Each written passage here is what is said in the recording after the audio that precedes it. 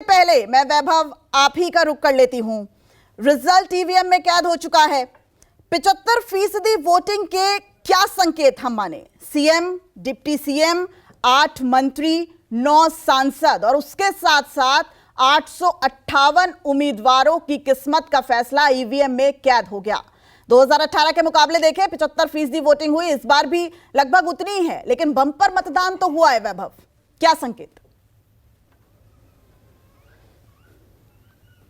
देखिए दिव्या, इस बार 2018 से बिल्कुल अलग चुनाव हुआ है 2023 में, और मतदान का प्रतिशत भले ही 18 के आसपास है, लेकिन जो मतदान हुआ है उसके जो संकेत निकलकर सामने आ रहे हैं उससे ये साफ पता चल रहा है कि मुकाबला बराबरी का है।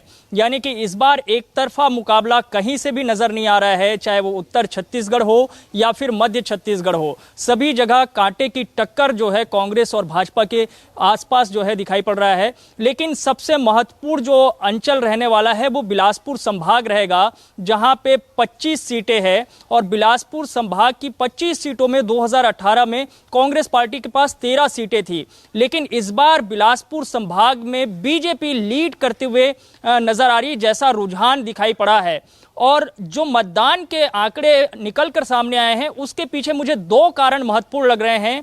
एक है कर्जा माफी का वादा जो कांग्रेस पार्टी ने फिर से किया है, और दूसरा बीजेपी की तरफ से जो शुरुआती वादे किए गए कि 12,000 रुपया महिलाओं को, हर विवाहित महिलाओं को दिया जाएगा, तो वो एक फैक्टर चल गया है ऐसा लग रहा है, क्योंकि बीजेपी की तरफ से न सिर्फ ये वादा किया गया बल्कि फॉर्म ले लेकर उसके कार्यकर्ता घर घर तक पहुंचे, और कांग्रेस इस मुद्दे पर पिछड़ गई। 2 दिन पहले, मतदान के 2 दिन पहले कांग्रेस की तरफ से वादा किया गया कि 15,000 रुपया महिलाओं को दिया जाएगा, लेकिन वो बात शायद पहुंच नहीं पाई।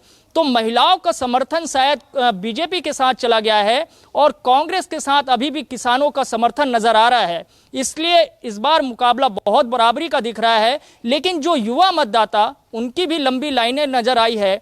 उन युवा मतदाताओं की भूमिका इस चुनाव में क्या रही है, ये सबसे महत्वपूर्ण है। अगर युवाओं का समर्थन दोनों ही दल ने हासिल किया है तो आप समझ सकते हैं कि बहुत कम जो है अंतरों के साथ किसी भी पार्टी की यहाँ पे सरकार बनेगी। वो आंकड़ा शायद 2013 या 2008 वाला हो सकता है, जहां पे 39 और 49 सीटें थी कांग्रेस और भाजपा के बीच में।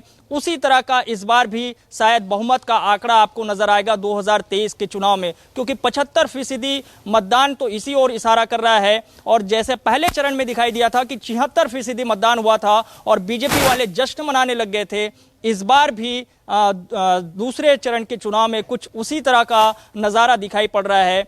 खुश होने वाली बात बीजेपी के लिए है, क्योंकि वो जहां जहां से बीजेपी चाहती थी कि मतदान अच्छा हो, वहां वहां मतदान की स्थिति ठीक ठाक रही है। और वैसे माना जाता है कि जब भी मतदान का प्रतिशत ज्यादा होता है तो परिवर्तन दिखाई देता है, लेकिन ये परिवर्तन किसके लिए है, बीजेपी के लिए या कांग्रेस के लिए, इसके लिए इंतजार करना होगा 3 दिसंबर का।